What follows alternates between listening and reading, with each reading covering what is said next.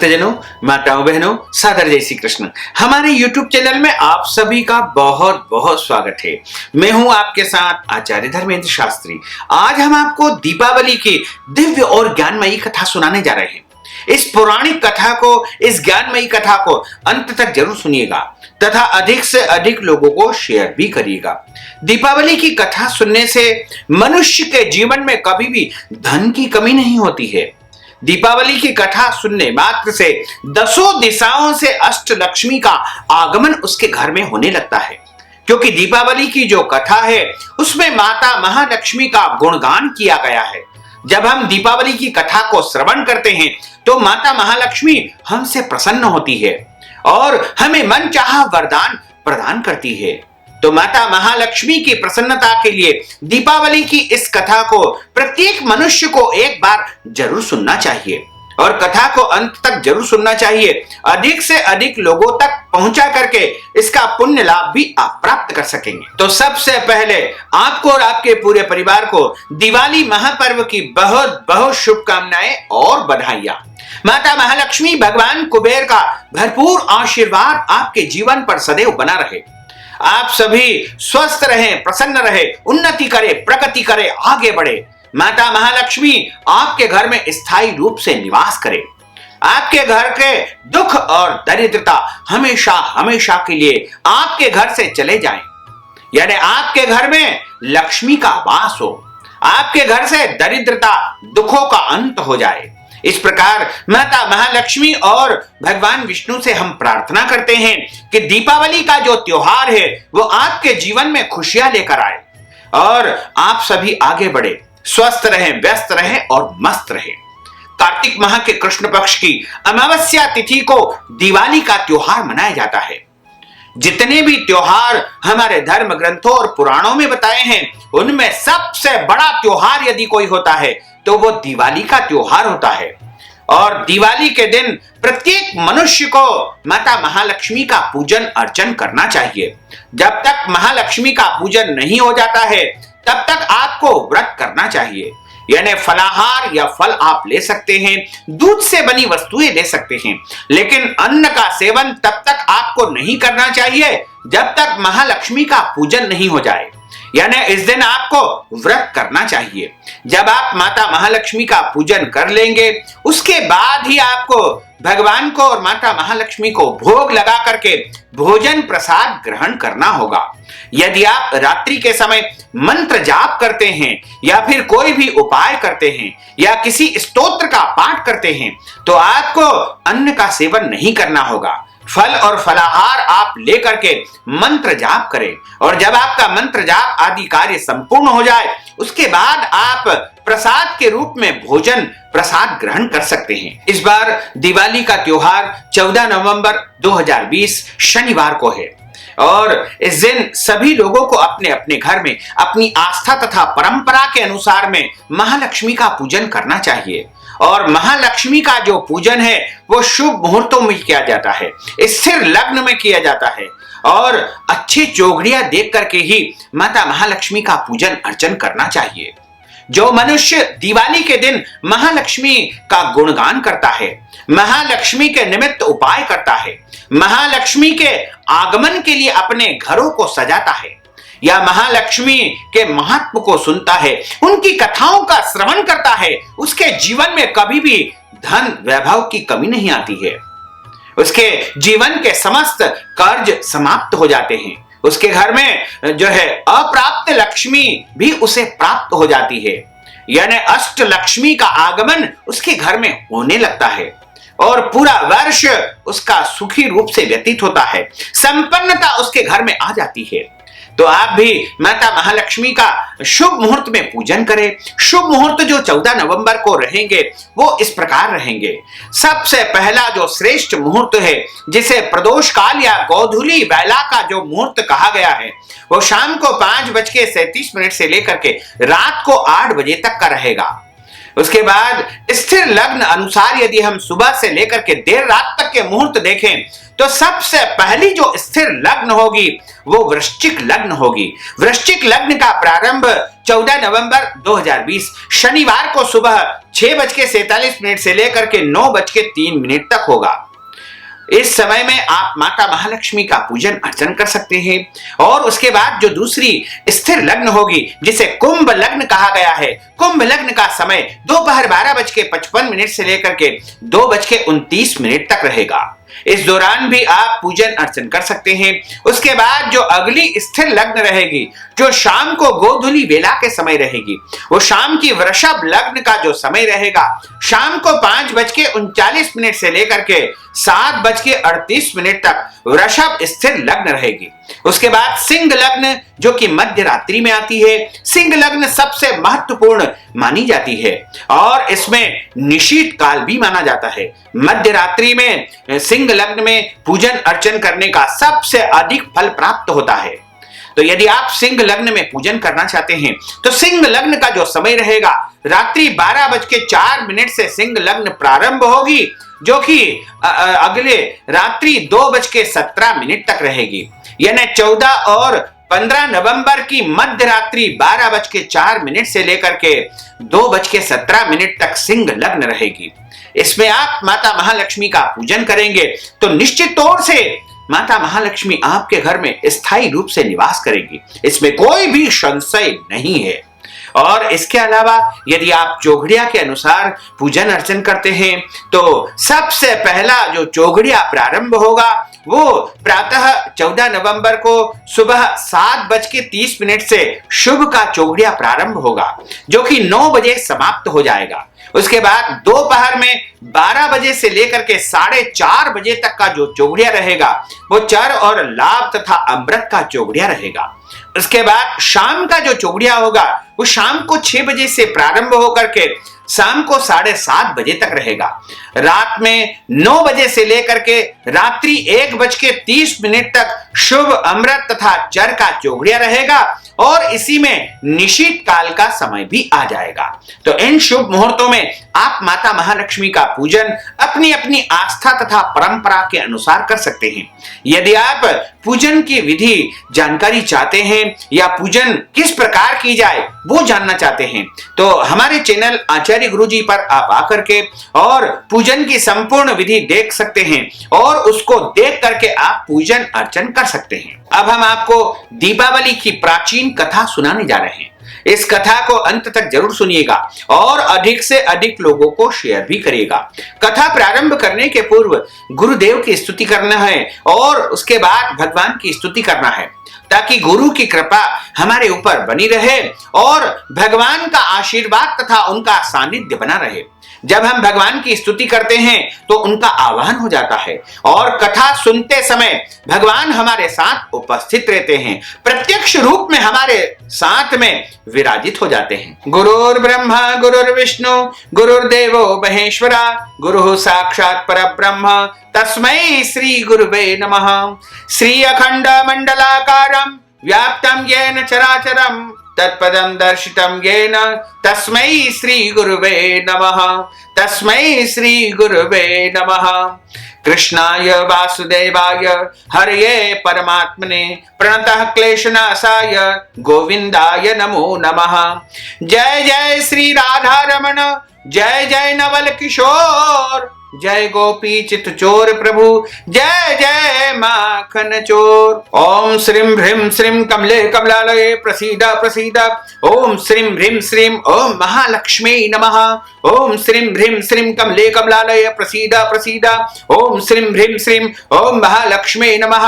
ओम श्रीष्टते लक्ष्मीश्च पत्न्या बहुरात्रे पार्श्वे नक्षत्राणि रूपमश्विनोऽभ्यात्तम् विघ्नन्निखाणा मुम्मयि खाणा सर्वलोकं मयि खाणा। अक्षस्त्रक् परशुं गदेषु कुलिशं परमं धनुष्कुण्डिकां दण्डं शक्तिमक्षिं च चर्मजलजं घण्टां सुराभाजनं शूलं पाशसुदर्शने तददतिं हस्ते प्रसन्नाननां सैरिभवर्धने बिहमः लक्ष्मीं सरोजस्थितां। बोलिए महालक्ष्मी मात की जय, लक्ष्मी नारायण भगवान की जय, कुबेर भगवान की जय, सरस्वती माता की जय, गजानंद गणपति भगवान की जय, जगदम्बे मात की जय। दीपावली की जो कथा धर्म ग्रंथों और पुराणों में बताई है वह इस प्रकार है। एक समय की बात है, सनत कुमारों ने ऋषि मुनियों से कहा कि हे महानुभाव, कार्तिक माह की कृष्ण पक्ष की अमावस्या को प्रातः काल स्नान करके भक्ति पूर्वक पितरों का तथा समस्त देवताओं का आवाहन करना चाहिए और उनका पूजन अर्चन करना चाहिए, क्योंकि कार्तिक माह के कृष्ण पक्ष की जो अमावस्या होती है उसे दिवाली के रूप में माना जाता है और दिवाली के दिन माता महालक्ष्मी प्रागट्य दिवस के रूप में मनाना चाहिए। माता महालक्ष्मी का सबसे बड़ा दिन, सबसे बड़ा त्योहार यदि कोई होता है तो वो दीपावली का होता है। उस दिन रोगी तथा बालक के अतिरिक्त किसी अन्य व्यक्ति को भोजन नहीं करना चाहिए, यानी इनको व्रत धारण करना चाहिए तथा सायंकाल विधि पूर्वक लक्ष्मी जी को जो है आवाहन करके उनका मंडप बना करके फूल पत्ते तोरण ध्वजा और पताका आदि से सुसज्जित करके उनका पूजन अर्चन करके आवाहन करना चाहिए तथा अन्य देवी देवताओं के साथ में भगवान गणेश जी, गौरी जी, नवग्रह देवता, माता सरस्वती, भगवान विष्णु जी और कलश देवता, इनके साथ में माता महालक्ष्मी का षोडशोपचार विधान से पूजन करना चाहिए। पूजन के उपरांत देवी देवताओं की परिक्रमा करना चाहिए। मुनीश्वरों ने पूछा कि लक्ष्मी पूजन के साथ में अन्य देवी देवताओं के पूजन का क्या कारण है।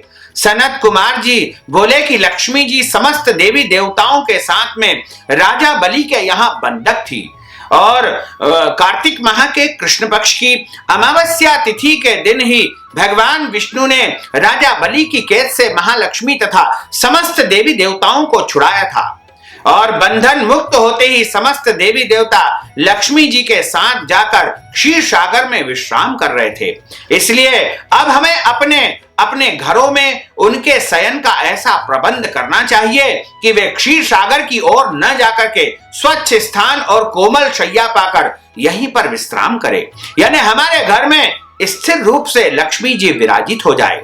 जो लोग लक्ष्मी जी के स्वागत की तैयारियां उत्साह पूर्वक करते हैं, उनका आवाहन करते हैं, लक्ष्मी जी के आगमन के लिए अपने घरों को सजाते हैं और अपने मुख्य द्वार पर बंदरवार बांधते हैं, उनको छोड़ करके लक्ष्मी जी कभी भी नहीं जाती है, यानी उनके घर में हमेशा हमेशा के लिए लक्ष्मी जी स्थिर हो जाती है।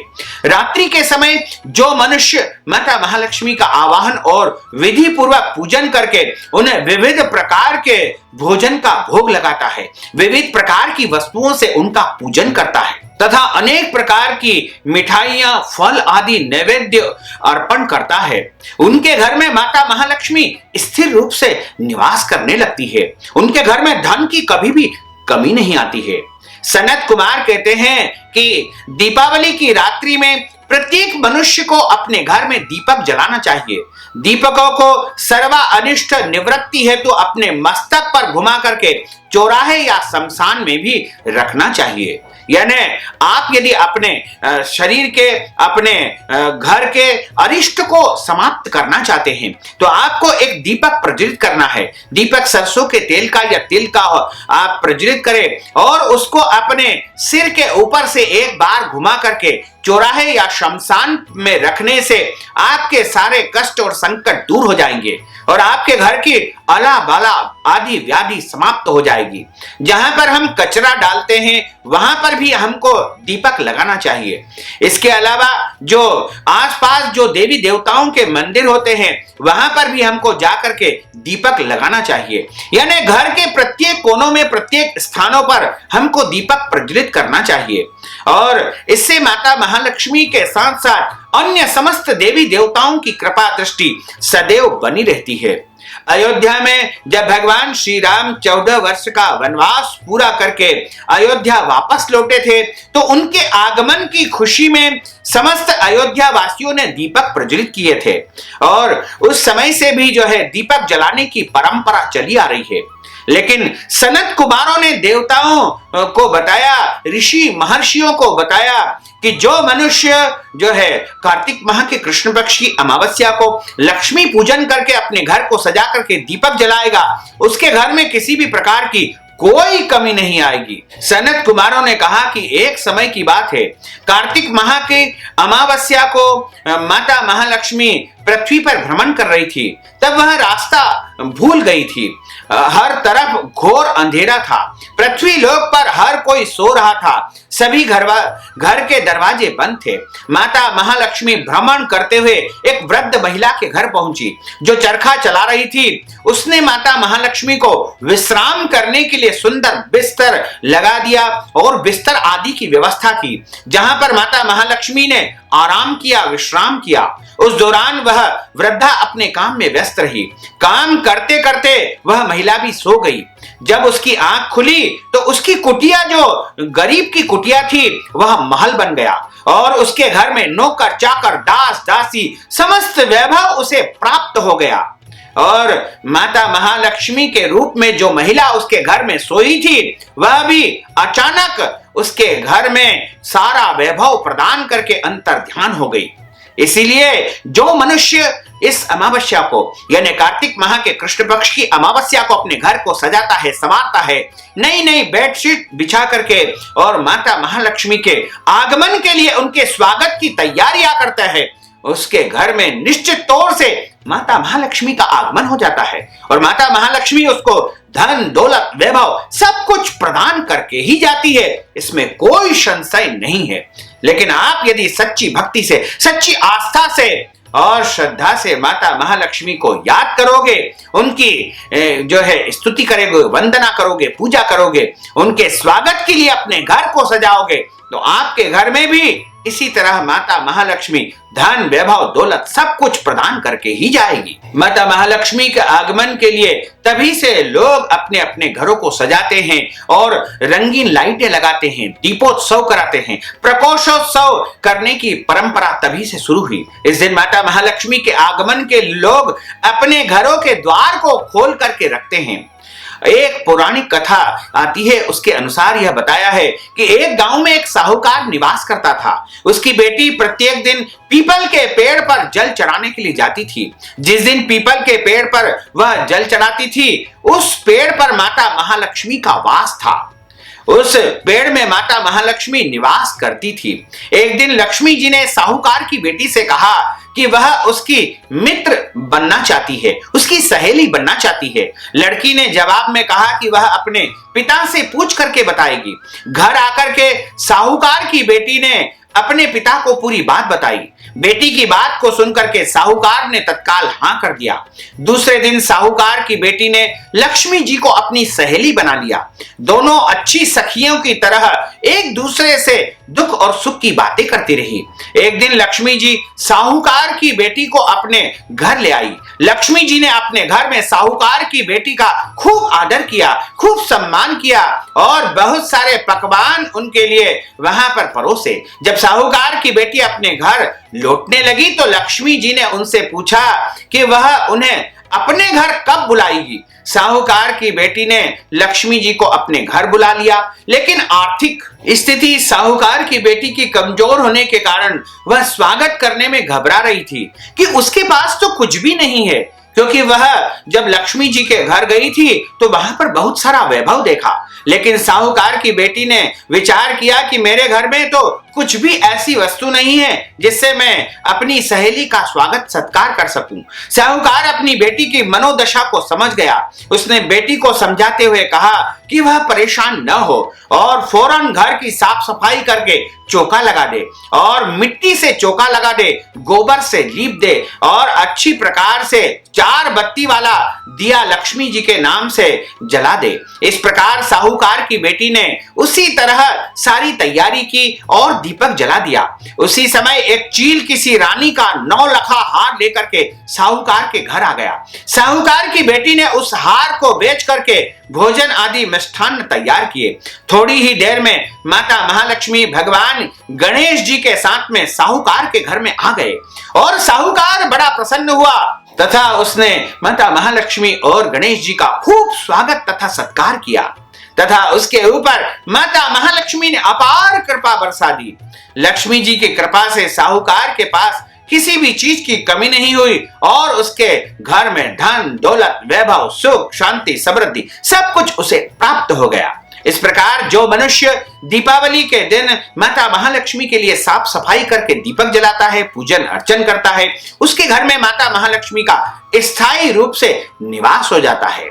बोलिए माता महालक्ष्मी की जय, लक्ष्मी नारायण भगवान की जय। अच्युतम केशवम राम नारायणम कृष्ण दामोदरम वासुदेवम हरे, श्रीधरम माधवम गोपिका वल्लभम, श्री जानकी नायकम श्री रामचंद्रम भजे, जानकी मनोहरम सर्वलोक नायकम, श्री शंकरादि सेवितम पुण्य नाम कीर्तनम, श्री राम राम राम राम राम नाम तायकम, रामकृष्ण वासुदेवा भक्ति मुक्तिदायकम, रामकृष्ण वासुदेवा भक्ति मुक्तिदायकम, रामकृष्ण वासुदेवा भक्ति मुक्तिदायकम, रामकृष्ण वासुदेवा भक्ति मुक्तिदायकम। बोलिए लक्ष्मी नारायण भगवान की जय, श्री वृंदावन बिहारी लाल की जय, लक्ष्मी माता की जय, सरस्वती माता की जय, महाकाली माता की जय, गजानंद गणपति भगवान की जय। धर्म की जय हो, अधर्म का नाश हो, प्राणियों में सद्भावना हो, विश्व का कल्याण हो, सनातन धर्म की जय हो, गौ माता की जय हो, नगर बस्ती की जय हो, आज के आनंद की जय हो, कल के आनंद की जय हो, परसों के आनंद की जय हो, बरसों बरसों के आनंद की जय हो।